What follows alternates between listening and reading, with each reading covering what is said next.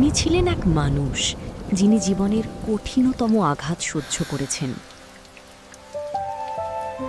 একে একে প্রিয়জনদের হারিয়েছেন, স্ত্রী, কন্যা, পুত্র। শোক তার জীবনে ঝড়ের মতো নেমে এসেছিল, কিন্তু তিনি থেমে যাননি। দুঃখ যখন পৃথিবী তাকে ভাঙতে চেয়েছিল, তিনি অশ্রুকে করেছিলেন সৃষ্টির ভাষা।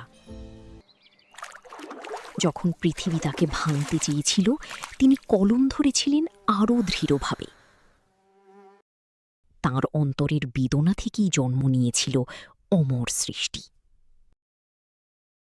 অবশেষে সেই সংগ্রামের পথ তাকে পৌঁছে দেয় বিশ্বের শ্রেষ্ঠ সম্মানে, নোবেল পুরস্কার। এটাই আমাদের শিক্ষা। জীবনের আঘাত আমাদের শেষ করে দিতে আসে না, আমাদের গড়ে তুলতে আসে। যদি মনোবল অটুট থাকে, তবে দুঃখই একদিন সাফল্যের সোপান হয়ে ওঠে। সংগ্রামকে ভয় নয়, আলিঙ্গন করো। তোমার জীবনের নোবেল তোমার অপেক্ষায় আছে।